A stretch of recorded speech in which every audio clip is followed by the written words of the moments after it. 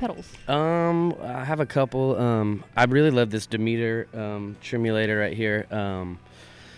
When we were making our first record, but actually the one that never got released that most people don't know about, we're working with this producer Rob Schnopf out in L.A. He did Elliott Smith, I think one of Beck's first records, and he had one lying around. I just love the way it sounded. It's a good warm tremolo pedal, and it kind of breaks it up. I do a lot of rhythm stuff, so I like that to add kind of texture to my guitar stuff, what I'm doing, because a lot of times I'm just hanging back, like playing chords and just kind of holding the rhythm down. But I think it just sounds really good.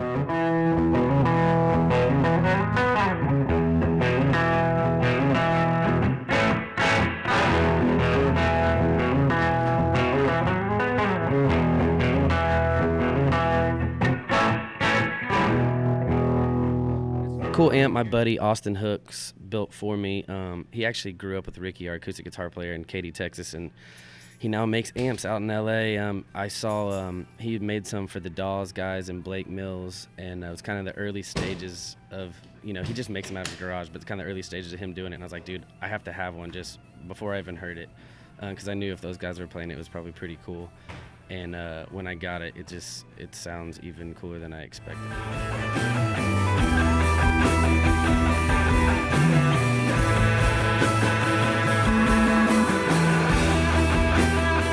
So I kind of run my amps in stereo here, and instead of an ABY, someone told me to run straight out of the second channel of the Princeton into that, and then run the first channel of the Princeton into my pedal board. So I just like the way the stereo guitar amp sounds, especially with, I have a 115, a 15-inch speaker in that basement cab, and then this Princeton has been modded to a 12-inch speaker, so I just think the combination together sounds really cool.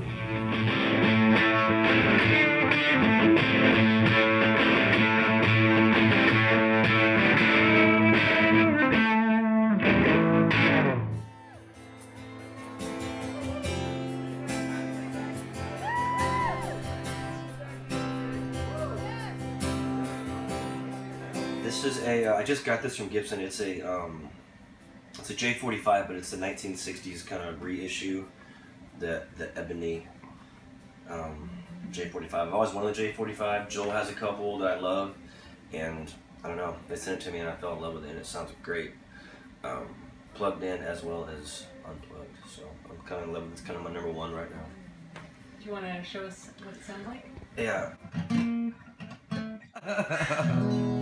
It's just really a lot of boom. Sounds good.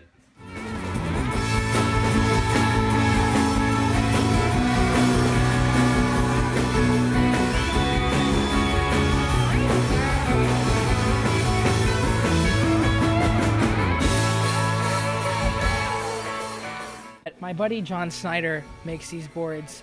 Creation Music Company is the name of his pedal board make. And I start with a Sonic Research Turbo Tuner. I've used Peterson's for a while, but I think those are cooler. I think they're more accurate, and they take up. Even? Yeah, I think so. And they take up a lot less space. And that sounds like this. I use this guy. Kind of sounds like an organ.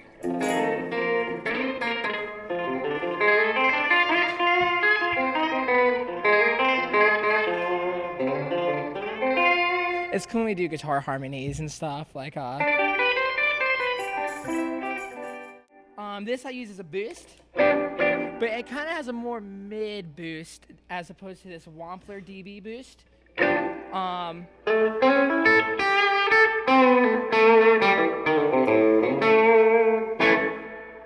And this is made by Love Pedal, the Amp 11.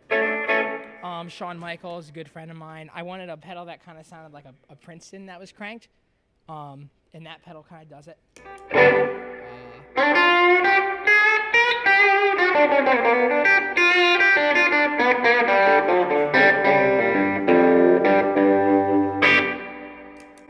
Then we have this Bellwether delay by Walrus Effects.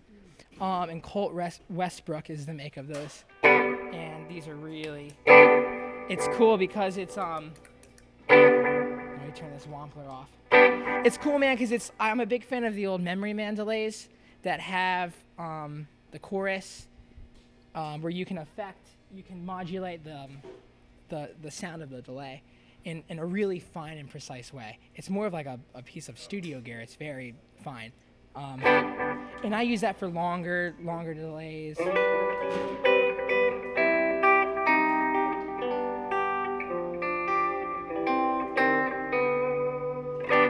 Stuff like that. This is the Wampler Tape Echo. I love this thing. I'm a big like country fan, so all the slapback stuff's really cool. And at home, Can you demo some of that slapback?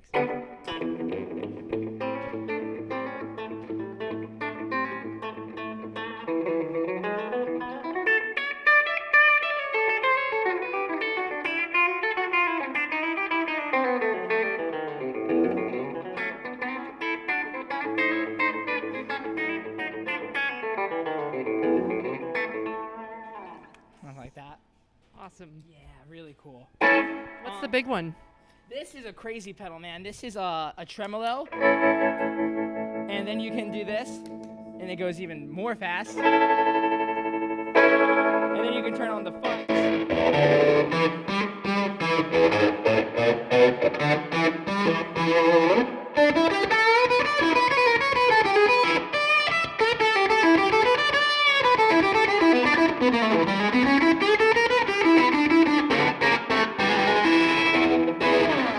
Awesome. It's like super 70s. Yeah, like, man. Throwback tone, but Sounds like a Pac-Man machine. what is that?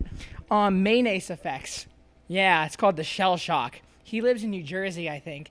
And I saw him at NAMM. I was just walking around, and he was like sharing a booth with like 5 other guys, and he had like 3 pedals set up.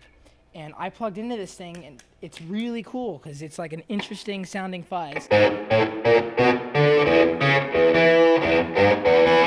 you can get 3 different kinds of fuzz. You know,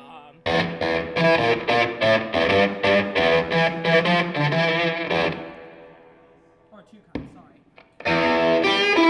But I'm a really big fan of the fuzz, like the old like Super Fuzz and all the old like 70s and 60s like Yardbirds and Page and fuzz that's more aimed for soloing as opposed to just heavy riffs. And this kind of does both, which is really cool.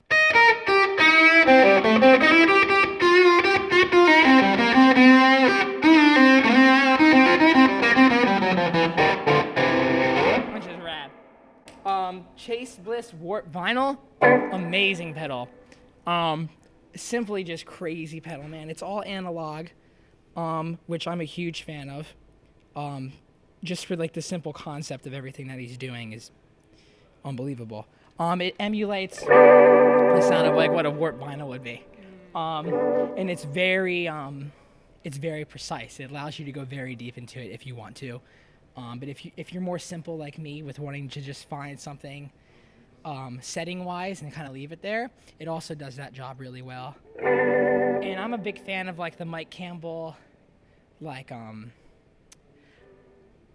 the Hammond kind of thing, and you know, that kind of sound. And this really.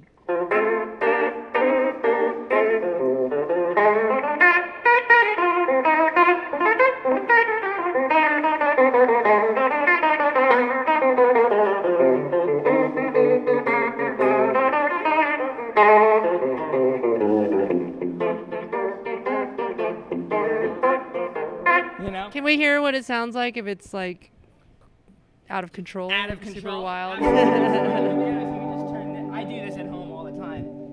My neighbors hate it. It's just out of this world.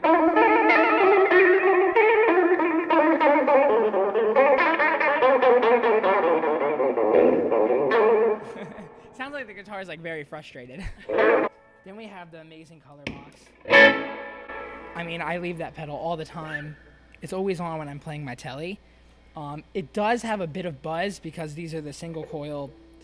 You know, that's just what happens with those things. But I mean, like with the Tape Echo and the color box, it's like dangerous.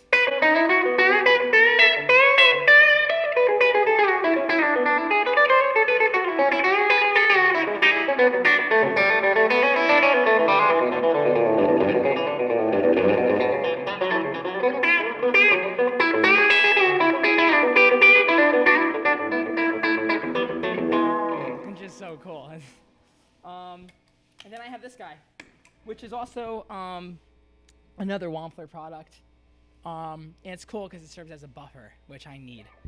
And it's really loud. And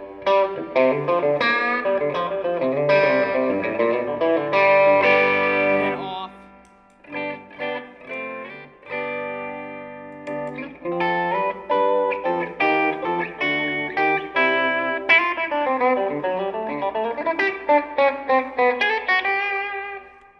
I'm a big like Roy Buchanan fan and like Danny Gatton fan, and so those guys like really make tellies like shine and like do their thing really well. So I try to have both amps be kind of in contrast to each other. So I set this amp more up as a bass booster in a sense, and this has more high end and mids going on. So it's an interesting thing. But then I'll turn this guy up higher some nights, and I turn that guy up higher some other nights, and it's a cool contrast that goes on. I try to only run the vintage channel. I like the custom channel. It's more like a Bassman, but the deluxe sound really works well. And that's straight amp right now. Nothing's on.